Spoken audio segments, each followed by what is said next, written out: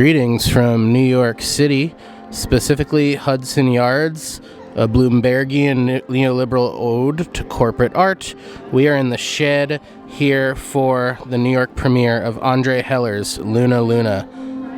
This was an art amusement park that opened in West Hamburg, Germany in 1987, just ran from June to August of that year, happens to be the year I was born. And it's really a conversation, I think. It's a conversation about how amusements and amusement park ephemera have become fine art. We'll talk more about that later. It's a conversation about how communal spaces can be monetized, and art has to be monetized to survive, as we'll talk about later. Following much of the criticism of this opening, this was bankrolled by Drake.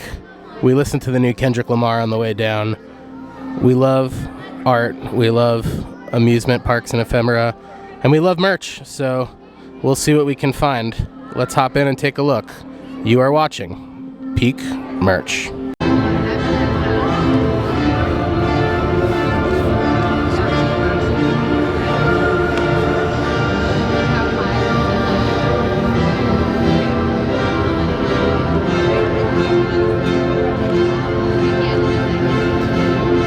And this place is so big, I've got my fisheye on.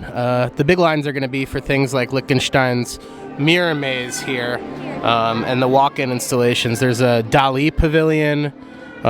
Heller, the Austrian Viennese artist who created Luna Luna, has a wedding chapel as well. So we'll do some exploring here, but it's important to remember the shapes and the things that move you, because there likely will be merch for all of it.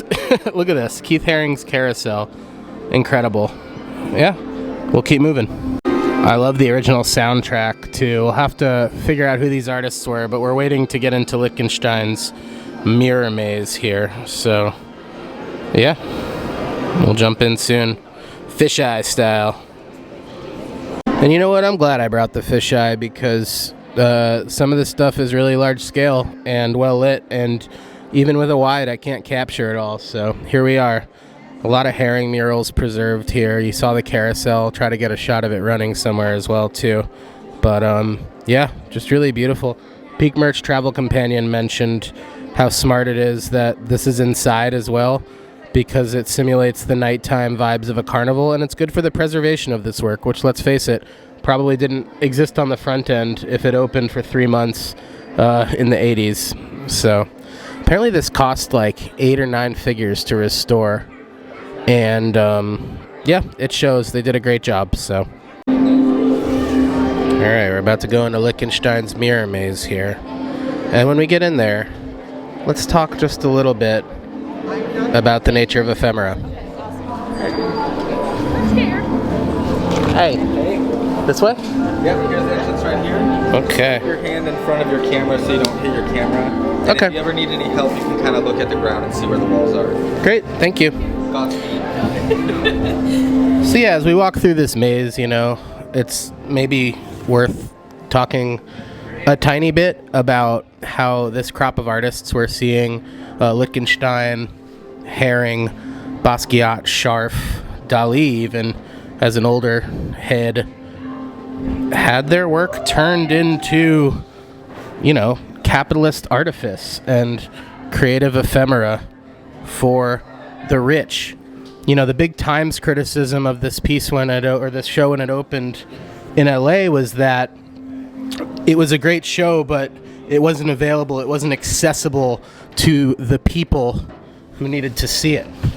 And I think by that same token, wrong way here, I think by that same token, what's cool about this show may not be accessible to people who can't afford to pay for it.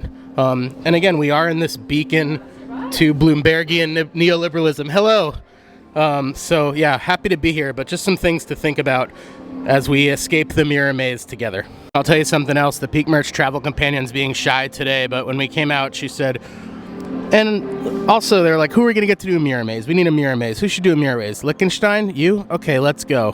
But was it different from any other mirror maze? I would say yes. It had like a respect for angles and form, but obviously the outside of this maze is what's special about it, and likely what will surface in the merchandise too. So yeah, and the explanation on the wall here does a good job of explaining where the world was in '87. you know, this only lasted the summer. That fall, the global stock market crashed. A Van Gogh painting sold for $53.9 million. And 2 years later, the Berlin Wall would collapse. So nobody was worried about nuclear war. A year after this, Basquiat dies of an overdose.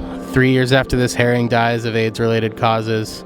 And they weren't huge art stars, you know, at the time. So there was really a moment here. I mean, the context it's presented in now, the corporate context, is interesting because they didn't live like that. It wasn't created like that. And Heller's still alive. He said, "I had it in my hands and I let it slip away of this show." So yeah, it sort of explains how the work was lost and put in crates for years and then finally pulled apart. Some pieces were in better condition than others. And it was, yeah, I think a moment in time when the world was changing. I don't think anything like this would ever be made again. And if it was, we would hope it would be lovingly maintained. So maybe the closest we'll get is E.J. Hill's Breaker on Helix at Mass Mocha. You know what I'm saying? Wow. Just wow. Can you even believe?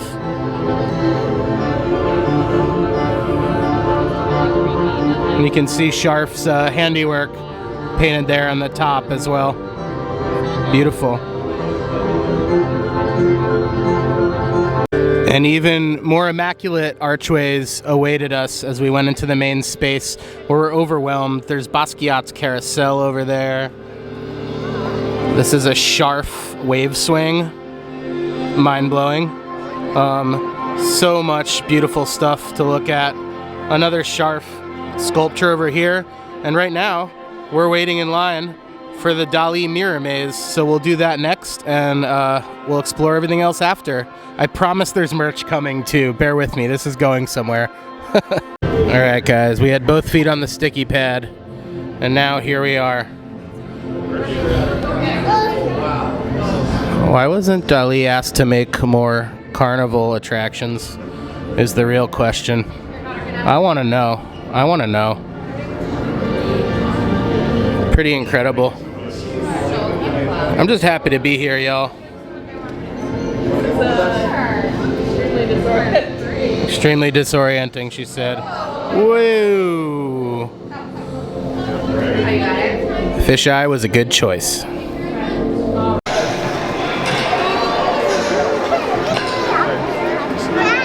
he brings it down to the ground for you. And it seems that Jean-Michel Basquiat had his own relationship going on with amusement parks and amusement ephemera and capitalism. Well, we knew that already. But this is Basquiat's wheel. Cowards will give to get rid of you. Jim Crow makes an appearance. Oh, the idea of segregation is also so interesting to me because this appeared in West Germany while the Berlin Wall was up, I believe. Don't quote me on that. I'll fact check myself, but yeah, pretty cool. And Basquiat's baboon orifice here, the perfect symbol of amusement, leisure, relaxation, and hedonism. I don't know, you know. I'm not an art scholar, but Peak Merch Travel Companion points out this was likely the ride that had the most restoration work done because the paint looks so fresh and everything looks so bright and vibrant. It's worth noting, and we probably are going to get the coffee table book, that there was a ton of process documentation of the original creation of the work, which would make it, in theory, easier to restore after the decades it spent in storage. So, yeah, pretty fucking cool. Ah, gosh, this is a family channel. Sorry, families, whoever you are. And you always want to read the explanation of the work if you can find one. So we learned this is the only work of Basquiat's that was executed remotely using his direction and designs, which may be why everything looks so fresh. Again, you know, millions of dollars went into restoring this Luna Luna as well, but it's pretty remarkable. I mean, you got to get here and see it if you can. Totally worth it.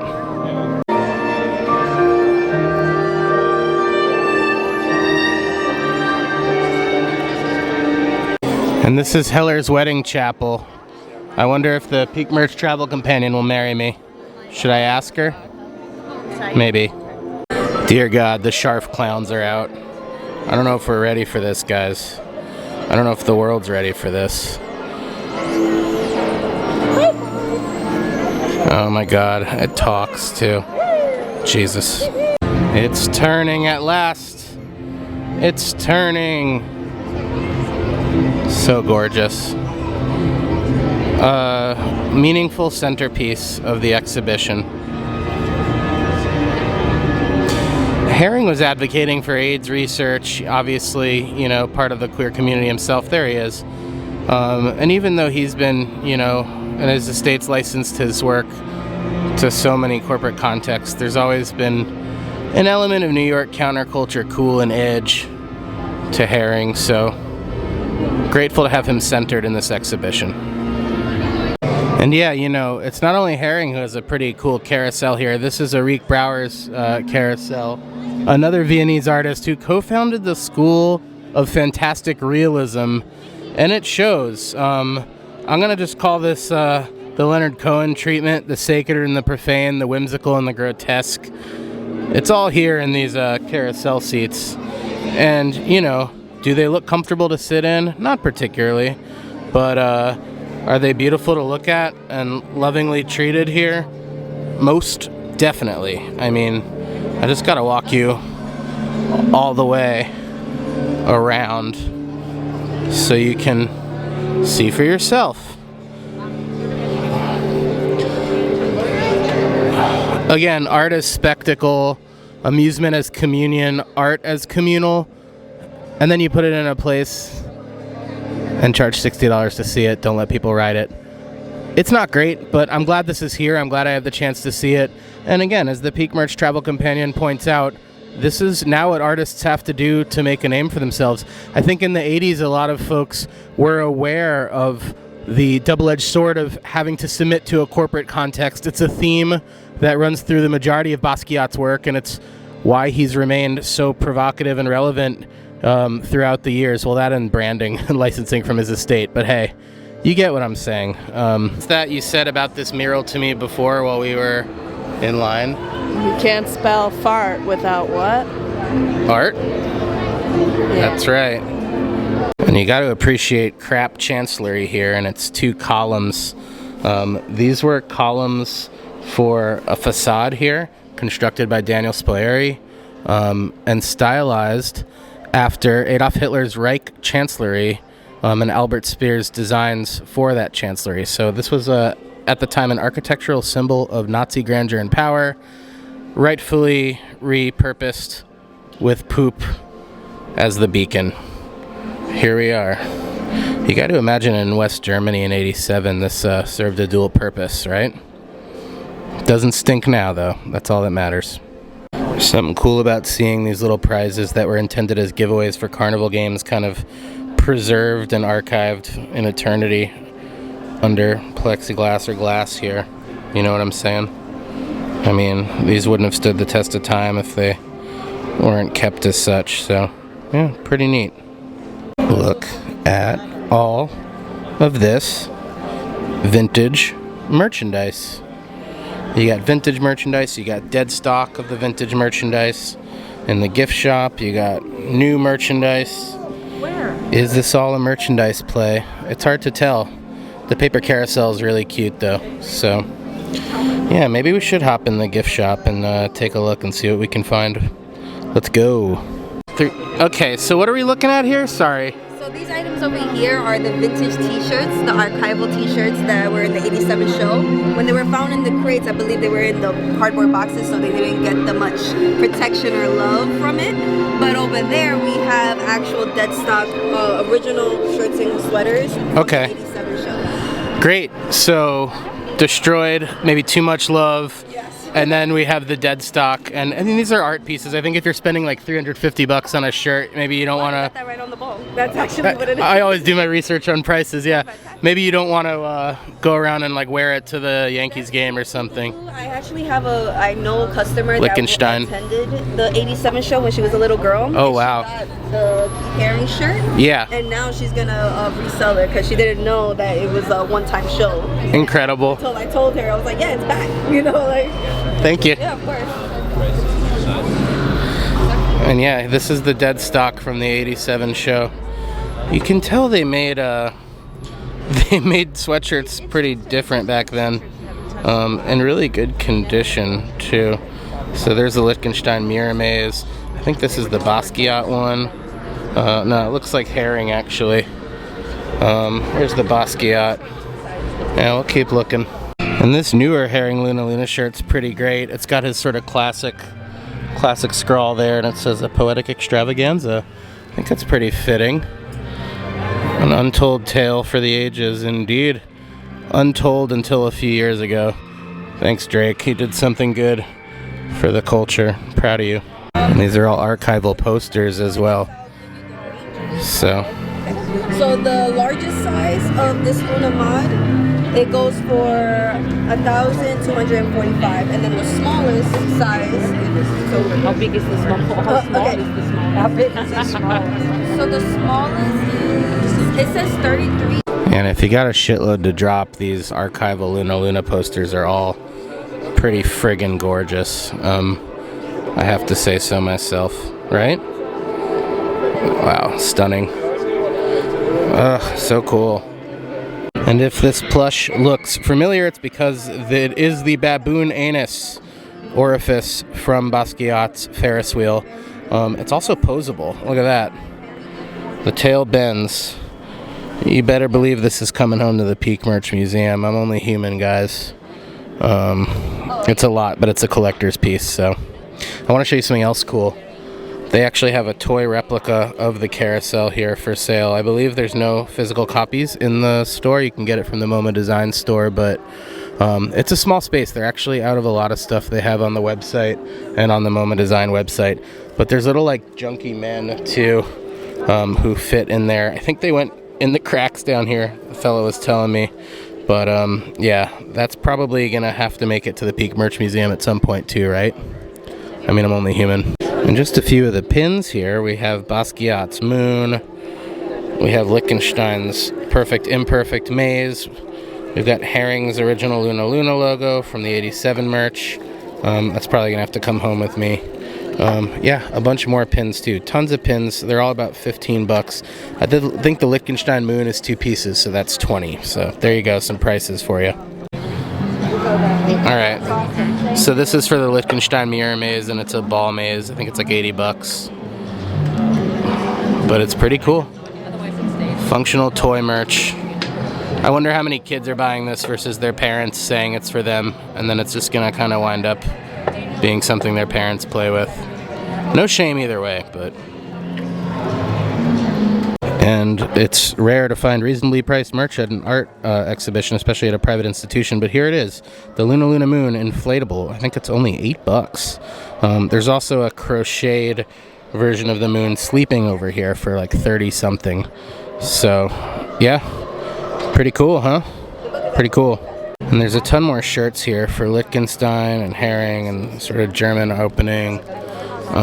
These are sort of some of the modern reprints of the things we already showed you, so I'm not going to zoom into detail.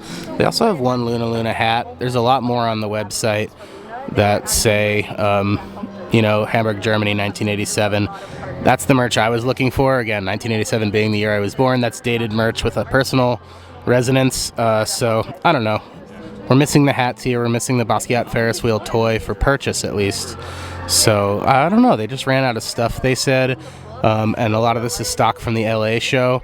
This has only been open a few days, so I'm sure if you're coming here a week or two later, you'll likely have better luck than I did. But there we go. And Jill Singh, yeah, that was her who did some of the hanging, gosh, what is the word? Like pennants or banners, I guess, right outside in the general area. They must have been the Midway back at the original. But that's a really gorgeous pen, also 15.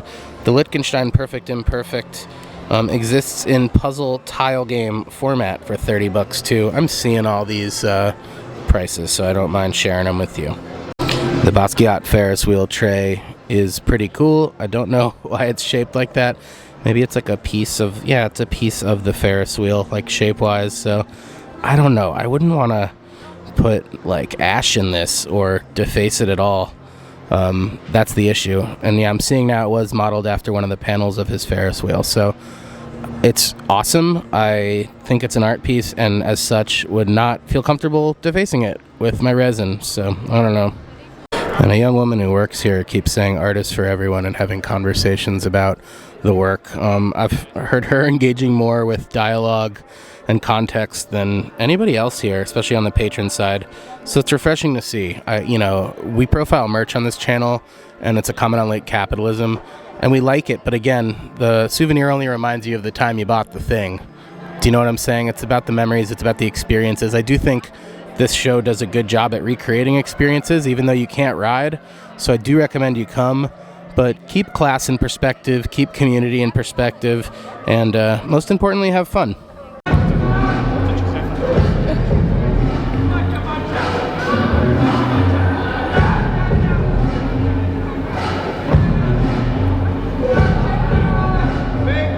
Well, friends, that's gonna do it. We've reached the end of our journey here to Luna Luna, and it was a lot of fun. I've been Jus, you've been Patient, and you are watching Peak Merch. See you around.